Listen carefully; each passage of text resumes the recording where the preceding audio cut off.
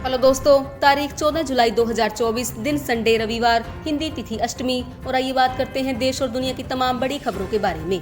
देखिए पहली बड़ी खबर, अपराध और धोखाधड़ी के केस में सरकार ने 24,228 मोबाइल कनेक्शन और बैन कर दिए। डीओटी यानी कि डिपार्टमेंट ऑफ टेलीकम्युनिकेशन की तरफ से ये 24,000 से भी ज्यादा सिम कार्ड बैन कर दिए गए हैं, क्योंकि इन नंबरों के जरिए लोगों के साथ धोखाधड़ी की आशंका भी जताई जा रही थी।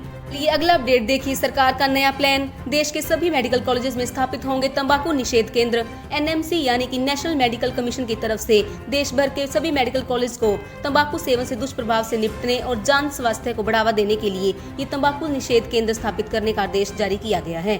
इसी के साथ सरकार तंबाकू छुड़वाने के लिए सभी सरकारी और निजी यानी कि प्राइवेट मेडिकल कॉलेजेस में क्लिनिक भी शुरू करने जा रही है। इनके लिए अलग से ओपीडी भी चलाया जाएगा, जहां लोगों को तंबाकू मुक्त यानी कि तंबाकू की लत से छुटकारा पाने के लिए अलग से सुविधाएं मिलेंगी। चलिए अगला अपडेट देखिए दोस्तों, बजट से पहले सरकार का खजाना भरा, नेट डायरेक्ट कलेक्शन में 19% की बढ़ोतरी दर्ज हुई है। सीबीडीटी के द्वारा वित्त वर्ष 2024-25 के कलेक्शन का डाटा जारी किया गया और इस बार के बजट 2024-25 में कृषि के लिए भी सरकार को बजट बढ़ाना होगा। एमएसपी पर खरीद की गारंटी समेत किसानों के लिए लोन लेना भी आसान हो सकता है। यह कुछ प्रमुख बजट में सरकार किसान को तोहफा भी दे सकती है। चलिए इलेक्शन रिजल्ट पर बड़ी खबर आ रही है कि देश के 7 राज्यों की 13 सीटों पर जो उपचुनाव हुए उनके नतीजे आ चुके हैं और इन सीटों में इंडिया गठबंधन ने 10 सीटें जीती, जबकि एनडीए को सिर्फ 2 सीटों पर ही जीत मिली है। लोकसभा चुनाव के बाद इन उपचुनावों के नतीजों को देखकर यूं लगता है मानो भाजपा का विजय रथ अब रुक चुका है।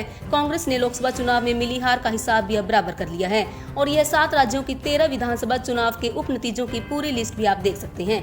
सिर्फ मध्य प्रदेश और हिमाचल प्रदेश की एक उपचुनाव सीट पर टीएमसी, कांग्रेस और इंडिया गठबंधन की जीत हुई है। और इसी बीच पश्चिम बंगाल की मुख्यमंत्री ममता बनर्जी का भी कहना है कि एनडीए सरकार अस्थिर है और यह 5 सालों का कार्यकाल पूरा करना भी अब मुश्किल होगा। संविधान हत्या दिवस को लेकर भी इन्होंने कहा कि सबसे ज्यादा इमरजेंसी तो मोदी सरकार ने ही लगाई है। ममता बनर्जी ने शुक्रवार को मुंबई में उद्धव ठाकरे के आवास पर उनसे मुलाकात भी की। ये तस्वीरें भी आप देख सकते हैं। ये अगले अपडेट में गुजरात पहुंचा एक और खतरनाक वायरस। इस वायरस के संक्रमण के बाद दिमाग में सूजन आ जाती है और उसके बाद जान चली जाती है। बच्चों पर ज्यादा अटैक करता है ये वायरस। अब तक 4 बच्चों की मौत हो चुकी है और उसके बाद हड़कंप सा मच गया है। दरअसल गुजरात और राजस्थान के सीमावर्ती इलाकों में आजकल चांदीपुरा वायरस का संक्रमण फैल रहा है। जी हाँ दोस्तों, आपको इस वायरस का नाम सुनकर ऐसा लग रहा होगा मानो कि किसी गाँव का नाम ही है, तो यह बिल्कुल सच है। सबसे पहले इस वायरस की पुष्टि महाराष्ट्र के चांदीपुर गाँव में हुई थी 1966 में। वहीं से इस वायरस का नाम चांदीपुरा वायरस पड़ा गया था। यह वायरस 15 साल से कम उम्र के बच्चों को अपना शिकार बनाता है और 3 साल पहले भी इस वायरस ने देश के 18 राज्यों में कई बच्चों की जान ले ली थी। हालांकि खबर है कि बीएचयू के वैज्ञानिकों ने इस वायरस को मैकेनिज्म यानी कि तोड़ भी निकाल लिया है। जल्द ही इस वायरस की वैक्सीनेशन भी बनाई जाएगी और इस वायरस के लक्षण फ्लू जैसे ही होते हैं। आप भी अपने बच्चों को लेकर सतर्क रहें दोस्तों, और अगर ऐसे ही लक्षण दिख रहे हैं तो तुरंत डॉक्टर से चेकअप करवाएं।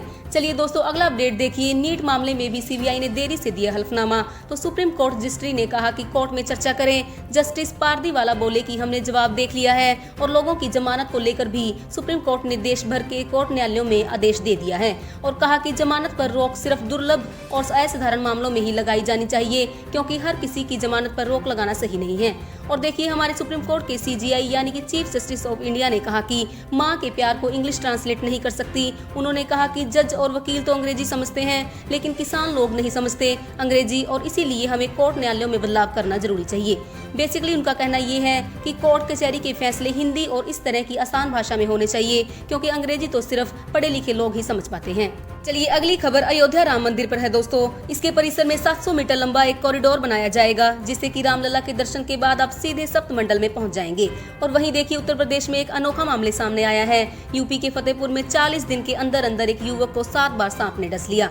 अब उसे सपना आया और उसका कहना है कि सपने में सांप बोला कि 9वीं बार जब डसूंगा तो तुम्हारी जान चली जाएगी। मतलब 40 दिन में 7 बार ऑलरेडी सांप काट चुका है। अब उनका पूरा परिवार दहशत में है। विकास नाम के इस व्यक्ति का यह मामला सीएम योगी के डीएम तक पहुंच चुका है कि ये कोई साजिश तो नहीं, तो ये तो जांच के बाद ही पता चलेगा दोस्तों। चलिए बाढ़ से जुड़ी कुछ घटनाएं भी देख लेते हैं। पूरे असम में तकरीबन 85 लाख से भी ज्यादा लोग अभी भी बाढ़ से प्रभावित हैं। मध्य प्रदेश के इंदौर, भोपाल समेत कई जिलों में तेज बारिश हुई। अगले 24 घंटों में 20 जिलों में अलर्ट है। आकाशीय बिजली गिरने या चमकने के आसार हैं, तो सावधान रहिएगा।